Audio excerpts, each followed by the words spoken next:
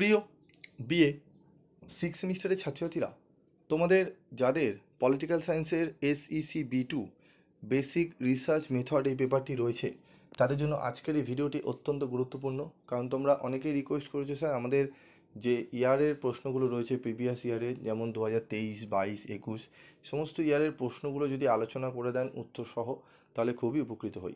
তো আজকের এই ভিডিওতে আমি তোমাদের প্রিভিয়াস ইয়ারের প্রশ্ন এবং সাথে উত্তর নিয়ে আলোচনা করব। তো ভিডিওটি প্রথম থেকে শেষ পর্যন্ত মনোযোগ সহকারে শোনো। এবং যারা তোমরা এখনও পর্যন্ত বই এই সাবজেক্টে ঠিকমতো পাচ্ছ না বা বই নেই তোমাদের কাছে, তাদের বলবো তোমাদের জন্য স্টাডি মেটেরিয়াল আমি তৈরি করেছি। তোমরা চাইলে স্টাডি মেটেরিয়াল সংগ্রহ করে নিও। খুব ভালোভাবে তৈরি করা রয়েছে।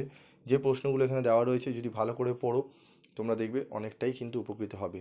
যেগুলো বইতেও তোমরা অ্যান্সার হয়তো কিনেও থাকলেও তোমরা সেইভাবে খুঁজে পাবে না, এবং অ্যান্সার বহু উত্তর বড় বড় দেওয়া রয়েছে যেগুলো পড়তে এবং বুঝতেও তোমাদের অসুবিধা হচ্ছে, সেই জিনিসটা এর মধ্যে পাবে না। তোমাদের খুব সুন্দরভাবে গুছিয়ে উত্তরগুলো করা রয়েছে। তো চলো আমরা 2023-এর প্রশ্নপত্র এবং সলিউশন দেখে নিই। তো কেস স্টাডির একটি বৈশিষ্ট্য লেখো। বাস্তব প্রেক্ষাপট বিশ্লেষণ একটি বাস্তব জীবনের ঘটনা, ব্যক্তি বা সংস্কারের ওপর গভীরভাবে গবেষণা করে। সমীক্ষা গবেষণার একটি প্রয়োজনীয়তা উল্লেখ করো। সমীক্ষা গবেষণার একটি প্রয়োজনীয়তা হলো এটি কোনো নির্দিষ্ট বিষয়ের ওপর জনগণের মতামত, প্রবণতা বা আচরণ সম্পর্কে পরিসংখ্যান ভিত্তিক তথ্য সংগ্রহ সহায়তা করে। সাক্ষাৎকারের একটি ধরন উল্লেখ করো। একটি সাক্ষাৎকারের ধরন হলো গঠনমূলক সাক্ষাৎকার। একজন ভালো সমীক্ষকের একটি গুণের উল্লেখ করো। একজন ভালো সমীক্ষকের একটি গুণ হলো নিরপেক্ষতা। সমীক্ষক পক্ষপাত কী? সমীক্ষক পক্ষপাত হলো সেই পরিস্থিতি যেখানে সমীক্ষকের আচরণ, মন্তব্য বা বৈশিষ্ট্য অংশগ্রহণকারীর উত্তরণকে প্রভাবিত করে, যার ফলে গবেষণার ফলাফল ভুল হতে পারে। উন্মুক্ত প্রশ্নমালার একটি ত্রুটি লেখো। প্রশ্নমালার একটি ত্রুটি হলো উত্তর বিশ্লেষণ করা কঠিন এবং সময় সাপেক্ষ। প্রশ্নমালা তৈরির ক্ষেত্রে একটি সাবধানতার উল্লেখ করো। প্রশ্নমালা তৈরির ক্ষেত্রে প্রশ্নের স্পষ্টতা ও নিরপেক্ষতা নিশ্চিত করা গুরুত্বপূর্ণ। প্রশ্নের মানানসইতা ও উপযুক্ততা নিশ্চিত করা। পাইলট সমীক্ষার একটি বৈশিষ্ট্য লেখো। পাইলট সমীক্ষার একটি বৈশিষ্ট্য হলো ছোট পরিসরে পরিচালিত হয়। এটি মূল গবেষণার আগে একটি ছোট আকারের পরীক্ষা হিসেবে পরিচালিত হয়, যাতে সম্ভাব্য সমস্যা চিহ্নিত করা যায় এবং গবেষণা পদ্ধতিতে প্রয়োজনীয় সংশোধন করা সম্ভব হয়। ফোকাস গ্রুপ কী?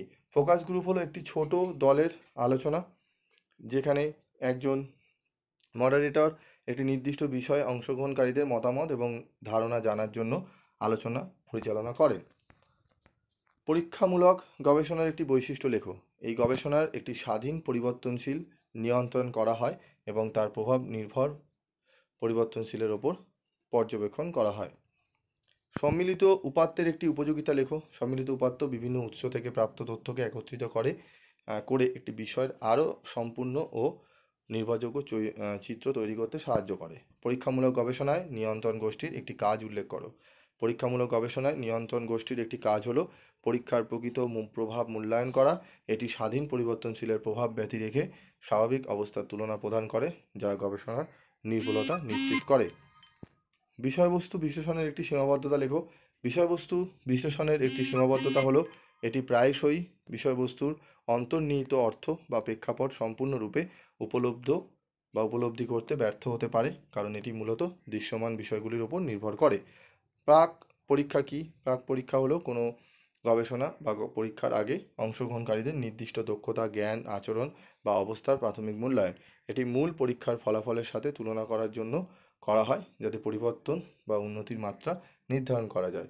অংশগ্রহণমূলক পর্যবেক্ষণের একটি সুবিধা লেখো। অংশগ্রহণমূলক পর্যবেক্ষণের একটি সুবিধা হলো গভীর ও বাস্তবতা ভিত্তিক তথ্য সংগ্রহ করা যায়।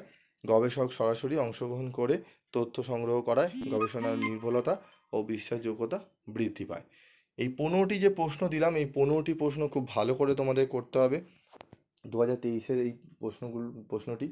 তো টোটালি 15টা আমি আলোচনা আজকে করে দিলাম। পরবর্তী ভিডিওতে আমি তোমাদের 2022 এবং 21 আলোচনা করে দেবো। এই 3টে ইয়ার ভালো করে করো।